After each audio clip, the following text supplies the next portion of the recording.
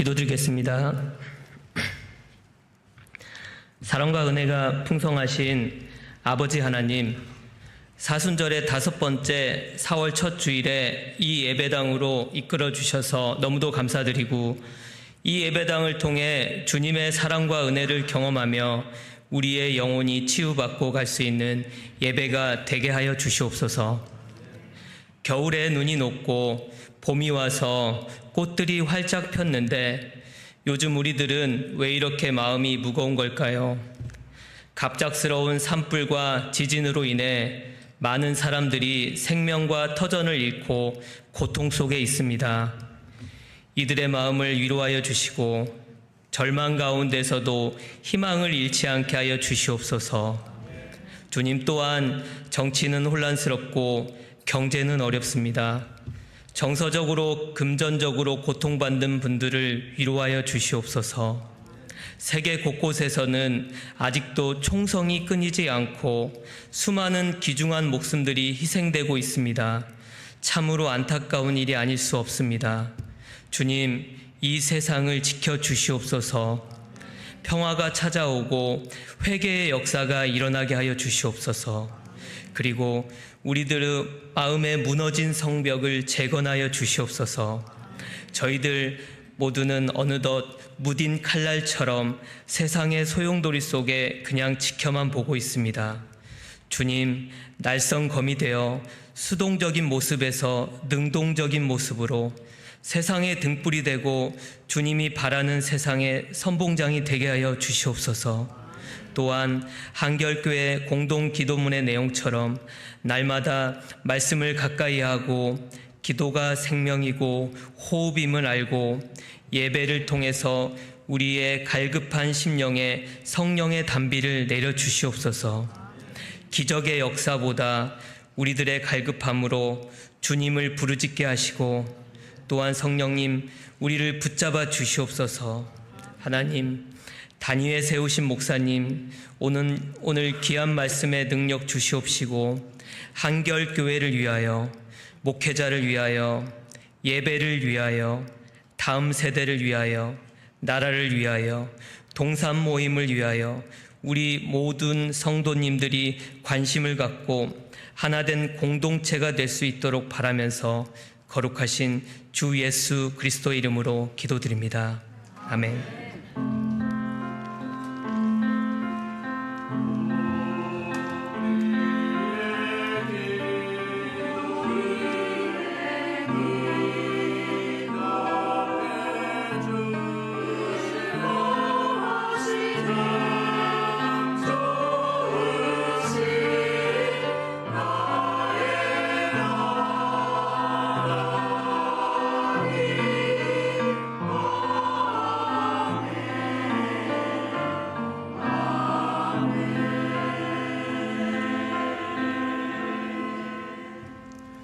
사순절 마지막 주일, 오늘 우리에게 주신 하나님 말씀은 신약성서 누가복음 18장 31절에서 43절까지 말씀입니다.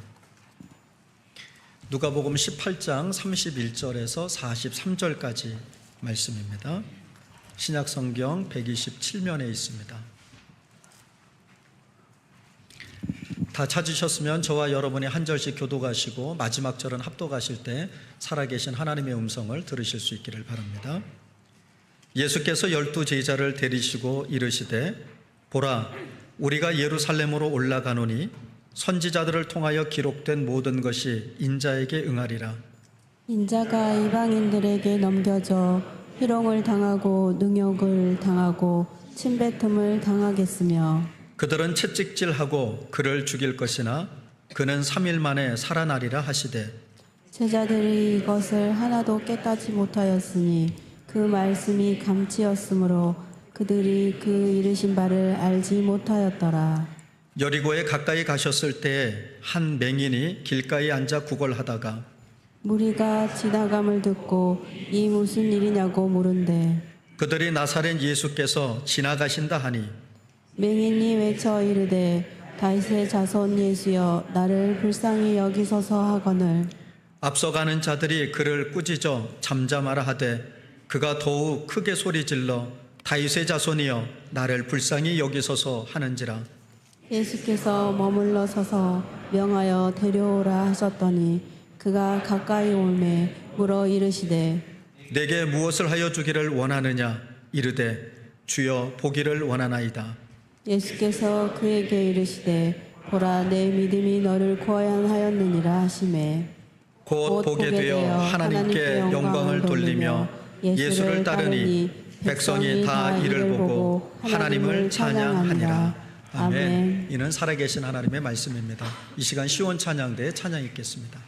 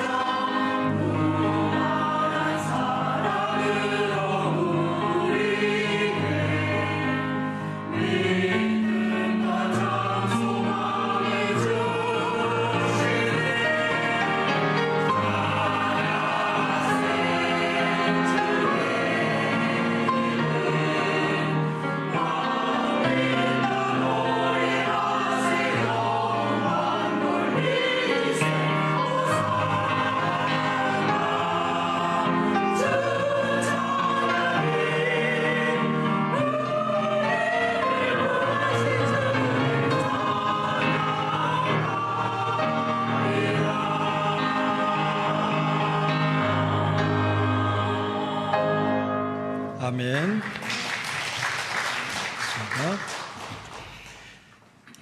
아마 이 책을 읽어보신 분들도 계실 것 같고 또 영화로도 소개가 돼서 많은 분들이 알고 계실 것 같은데요. 소설 음모자들의 도시에서 사람들이 갑자기 시력을 잃게 되는 전염병이 걸립니다. 이로 인해서 사회는 혼란에 빠지게 되고 사람들은 본능적으로 살아남기 위해서 악의다툼을 벌립니다. 흥미로운 점은 눈이 멀었지만 본질을 깨닫게 되는 사람들이 있다는 것입니다. 반면에 눈이 보이던 사람들은 혼란 속에서 진정으로 중요한 것이 무엇인지를 알아차리지 못한 채 살아가기도 합니다. 여러분은 지금 무엇을 보고 계십니까? 우리가 분명히 눈을 뜨고 있다고 생각하지만 정작 가장 중요한 것을 보지 못하고 있는 것은 아닐까라고 질문을 해봅니다. 오늘 본문에는 두 부류의 사람이 등장합니다. 한 부류는 예수님의 제자들이고요. 또 한 사람은 길가에서 구걸하고 있었던 맹인입니다. 이 두 부류의 사람들을 통해서 오늘 우리에게 필요한 것이 무엇인지를 다시 한번 생각해 보려고 합니다.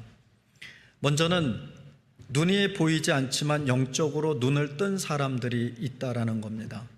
예수님께서는 예루살렘으로 올라가시면서 제자들에게 앞으로 당할 당신의 고난, 죽음, 그리고 부활에 대해서 말씀하셨습니다. 이 말씀을 듣게 된 제자들의 반응은 어땠을까요? 오늘 본문 34절을 세 번역으로 읽어보겠습니다. 그런데 제자들은 이 말씀을 조금도 깨닫지 못하였다. 이 말씀은 그들에게 그 뜻이 감추어져 있어서 그들은 말씀하신 것을 알지 못하였다. 아멘. 분명히 주님께서는 인자가 당할 일에 대해서 말씀하셨음에도 불구하고 오늘 성서는 제자들은 그 뜻을 조금도 깨닫지 못했다. 그 말씀하신 것을 알지 못했다라고 증언합니다. 제자들의 눈은 닫혀 있었다는 겁니다. 명색이 예수님의 12 제자들인데 또 예수님을 가장 가까이에서 따랐던 제자들인데 그런데도 예수님의 말씀, 즉 예수님이 당할 고난과 또 십자가의 죽음과 부활을 조금도 깨닫지 못했고 예수님의 말씀을 알지 못했다라고 기록합니다. 왜 그랬을까요? 기대와 현실 사이의 깊은 계곡처럼 제자들이 품은 메시아에 대한 기대와 십자가의 죽음을 말씀하시는 예수님 사이에는 넘기 힘든 간극이 존재했기 때문입니다. 그들은 예수님을 따르면서도 내가 어떤 자리를 차지할 수 있을까? 예수님께서 왕이 되신다면 나는 어느 자리에 앉아야 할까? 이런 생각에 사로잡혀 있었다라는 겁니다. 예수님이 십자가에서 죽으실 것이라는 이 말씀은 그들의 기대와 맞지 않았기 때문에 받아들이지 못했던 것입니다. 우리도 마찬가지입니다. 우리는 신앙생활을 하지만 나에게 유익이 되는 부분만 듣고 싶어 할 때가 있습니다. 하나님이 원하시는 뜻보다 내가 원하는 것을 더 소중히 여길 때 우리의 영적인 눈은 닫혀버립니다. 눈먼 사람들은 그럼 어떻게 반응했을까? 이 사건 바로 뒤에 눈먼 사람 이야기, 맹인에 대한 이야기가 기록되어 있습니다. 그는 평소처럼 길가에 앉아 구걸하고 있었습니다.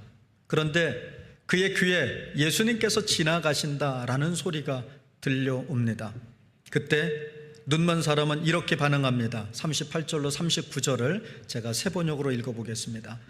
그러자 즉 예수께서 지나가신다는 소리가 들리자 그는 소리를 질렀다. 다윗의 자손 예수님, 나를 불쌍히 여겨주십시오. 앞에 서서 가던 사람들이 조용히 하라고 그를 꾸짖었으나 그는 더욱더 크게 외쳤다. 다윗의 자손님, 나를 불쌍히 여겨 주십시오. 아멘. 사람들은 눈먼 사람을 꾸짖으며 조용히 하라고 했지만 그는 더 크게 소리를 외쳤습니다. 이상하게도 육신의 눈은 보이지 않았지만 그의 영적인 눈은 마치 맑은 호수처럼 투명한 것 같았습니다. 주님을 처음 만났을 텐데 그는 무엇을 보았길래 주님을 향해서 자신을 불쌍히 여겨달라고 간절히 소리를 질렀을까요? 눈먼 사람은 예수님을 직접 본 일이 없습니다. 육의 눈으로는 예수님을 단 한 번도 마주한 적이 없습니다. 그러나 그는 예수님이 누구신지를 그 누구보다도 정확히 알고 있었습니다. 그가 예수님을 이렇게 부르죠. 다윗의 자손이야. 이 호칭은 많은 사람들이 예수님을 선생으로, 더러는 기적을 행하는 자로 알고 있을 때 이 눈먼 사람은 예수님을 메시아로 고백했다라는 겁니다. 그는 비록 육체적으로는 앞을 보지 못했지만 영적으로는 그 누구보다도 밝은 눈을 가지고 있었습니다. 그는 예수님께서 자신을 불쌍히 여겨주실 수 있는 분이라고 하는 것을 믿었습니다. 자신의 연약함 그리고 한계를 인정했고 오직 예수님만이 자신의 소망인 것을 깨닫고 주님이 지나가신다는 소리에 주님을 향하여 부르짖습니다. 앞서 말씀드린 제자들과 이 눈먼 사람, 무엇이 달랐을까요? 제자들은 주님의 말씀을 가장 가까이에서 들었으나 마치 두꺼운 장막이라도 가려져 있는 듯 조금도 깨닫지 못했습니다. 반면에 눈먼 사람은 멀리 계신 주님께 목마른 사슴이 마치 시냇물을 찾듯이 간절히 소리를 질러 불쌍히 여겨달라고 했습니다. 마침내 그는 빛을 보게 되고 하나님께 영광을 돌리며 예수의 뒤를 따르는 삶을 살았다고 성서는 기록하고 있습니다. 이런 대조를 통해서 주님은 믿음의 자세에 따라서 결실이 달라지는 영적인 원리를 보여주고 계십니다. 신앙생활을 어떻게 해야 할지에 대해서 제자들과 눈먼 사람이 마치 두 갈래길을 보여주는 이정표와도 같습니다. 제자들은 태양이 대낮에 비추듯 너무나 명백한 주님의 말씀을 들으면서도 왜 깨달음이라고 하는 보물을 얻지 못했을까요? 누구보다도 가장 가까이에서 예수 그리스도를 따르는 제자들은 왜 예수님이 하시는 말씀을 깨닫지 못했을까요? 앞서 말씀드린 것과 같이 주님을 따랐던 제자들의 관심은 한 곳에 집중되어 있었습니다. 그들은 주님의 나라에서 높은 자리를 차지하고 싶었습니다. 여러분, 색안경을 쓴 사람은 모든 것을 그 색으로 봅니다. 빨간색 안경을 끼고 보면 모든 게 빨간색이죠. 노란색 렌즈를 끼고 보면 모든 것이 노란색이듯이 자신의 관심사만큼만 주님의 말씀이 들립니다. 말씀을 나누면서 아멘 소리가 어디에서 나올까? 내 관심사가 설교될 때 아멘 소리가 나옵니다. 우리는 내 관심에 따라 보고 싶은 것만 보고 내 관심에 따라 듣고 싶은 말만 듣습니다. 주님이 고난과 십자가와 죽음과 부활을 말씀하셨고 그 말씀이 제자들의 귀에 닿았습니다. 하지만 그들의 마음의 문을 열지 못했어요. 그 말씀이 제자들에게 받아들여질 수 없었습니다. 왜요? 그들의 관심사가 아니었기 때문입니다. 그러니 조금도 깨달음이 없을 수밖에요. 왜 들었음에도 불구하고 마음의 문을 열지 못했을까요? 요즘 말로 바꿔서 얘기하면 그들의 관심사는 예수 그리스도를 믿고 따름을 통해 잘 먹고 사는 겁니다. 좀 더 유명해지는 겁니다. 제가 유명해지는 방법이 하나 있습니다. 쉽지는 않습니다만 우리 교회가 흔히 말하는 대형 교회가 되면 저는 유명해질 수 있습니다. CBS 라디오 설교하는데 처음엔 라디오 설교라 그래서 솔직하게 말씀드리면 굉장히 설레는 마음도 있었습니다. 사진도 나가고 교회 이름도 나가고 제 이름도 나가고, 그런데 몇 시에 하는지 얘기를 듣고 실망했습니다. 저녁에 9시 반에 나간대요. 라디오인데 그것도 TV도 아니고 9시 반 저녁에 누가 들을까? 더군다나 3분 메시지 30분 하라 그러면 어떻게든 해보겠는데 3분을 하려니까 죽을 맛이에요. 제 관심이 제가 유명해지는 데 있다면 지금 이러고 있으면 안 되는 거예요. 기를 쓰고 TV에도 나가고.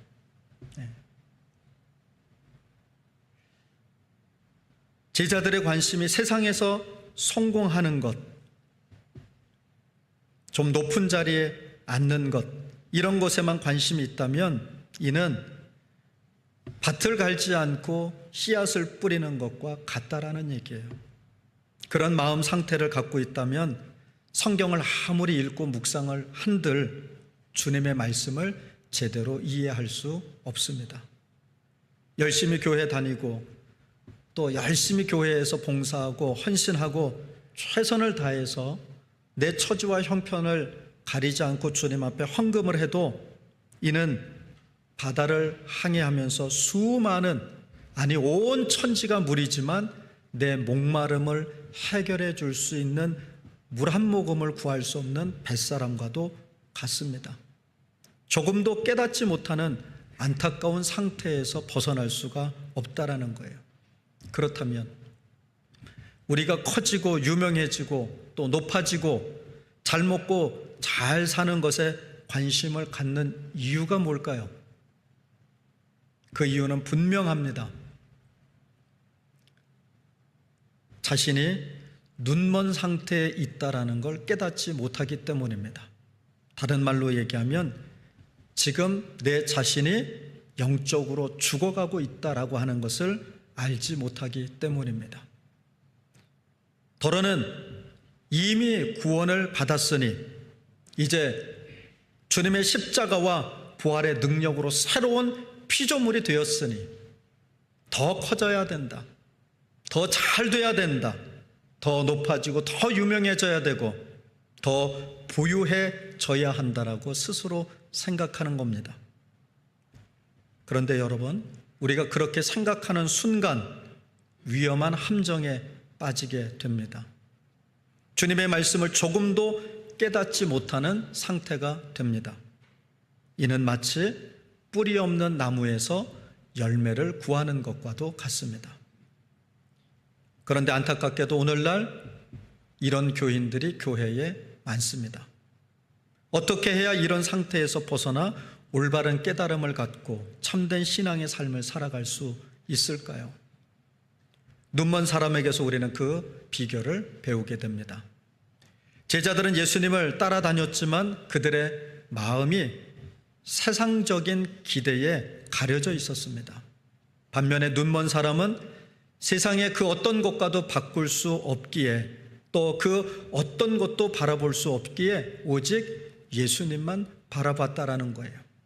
오직 예수님의 말씀만 들었습니다. 오늘도 마찬가지입니다. 교회를 다니면서도 여전히 세상의 성공, 물질의 축복, 명예와 권세, 자기 만족만을 바라보고 있다면 우리의 영적인 눈은 감겨져 있을 수밖에 없습니다. 하지만 우리 자신이 연약한 존재임을 인정하고 여전히 나는 죄인인 것을 고백하며 오직 주님의 긍휼을 구하는 사람은 참된 신앙을 가지게 됩니다. 그렇다면 우리 스스로에게 물어야 합니다. 나는 지금 무엇을 보고 있는가? 예수님은 눈먼 사람에게 이렇게 말씀하십니다. 내게 무엇을 하여 주기를 원하느냐? 그는 망설임 없이 대답합니다. 이르되 주여 보기를 원하나이다. 자신이 눈이 멀었다는 사실을 잊지 말아야 합니다. 자신이 죽은 존재임을 잊지 말아야 합니다. 자신의 영혼이 어두움에서 벗어나지 못하고 있음을 알아야 합니다.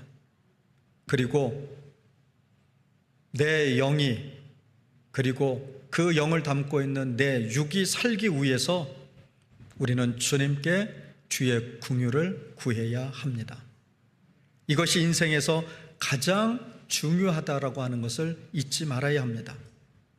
신앙생활의 방향을 우리가 이렇게 바꾸지 않는다면 어떻게 될까요? 제 아무리 열심히 신앙생활을 해도 파도에 씻겨서 사라져버리는 모래성처럼 헛된 수고만 남게 될 겁니다. 주의 긍휼을 입지 못할 것이며 하나님께 영광을 돌리는 삶 또한 살지 못할 것이며, 더 나아가서는 예수의 제자라는 이름은 가지고 있으나 예수를 따르지 않는, 주의 말씀과는 전혀 다른 삶을 살아가는 존재로 살아갈 수밖에 없을 것입니다. 여러분에게 다시 묻습니다. 여러분은 지금 무엇을 보고 계십니까? 우리는 세상의 성공과 평화의 눈을, 풍요의 눈을 뜨고 정작 하나님 나라 가치인 사랑과 정의와 평화와 생명에는 눈을 감고 있지는 않습니까? 하나님은 우리가 눈뜨기를 원하십니다. 그러나 무엇을 보는지가 중요합니다. 세상의 기준이 아니라 하나님의 말씀을 보고, 세상의 성공이 아니라 예수의 십자가를 바라봐야 합니다. 우리가 정말로 영적인 눈을 뜬다면 우리의 삶의 우선순위는 달라질 수밖에 없습니다. 더 높은 자리, 더 많은 돈, 더 많은 권세, 더 많은 조건을 바라보는 것이 아니라 주님의 긍휼과 은혜를 사모하며 살아가게 될 것입니다. 오늘도 주님 앞에 나가며 외쳐야 합니다. 키리에 엘레이소, 주여 제게 자비를 베푸소서. 이 고백이 우리의 신앙의 고백이 되기를 간절히 소망합니다. 기도하겠습니다. 자비로우신 하나님, 우리가 세상을 향하여는 눈을 감고 주님을 향하여는 눈을 뜨는 자가 되게 하옵소서. 세상의 성공과 물질에 마음을 빼앗겨 주님의 뜻을 깨닫지 못하는 자가 되지 않기를 원합니다. 우리의 영적인 눈을 열어 주옵소서. 우리에게 자비를 베풀어 주옵소서. 우리가 주님의 긍휼을 간절히 구하는 마음을 갖게 하시고 세상의 가치가 아닌 하나님의 뜻을 바라보며 살아가게 하옵소서. 오늘도 주님의 말씀을 듣고 깨닫기를 원합니다. 우리가 영적으로 눈이 밝아져 주님의 뜻을 따라 살아가는 인생이 되기를 원합니다. 주님의 사랑으로 이 땅에 정의와 평화와 생명이 꽃피고 열매 맺기를 원합니다. 주여, 우리에게 자비를 베풀어 주옵소서. 자비로우신 예수 그리스도의 이름으로 감사하며 기도를 드립니다. 아멘.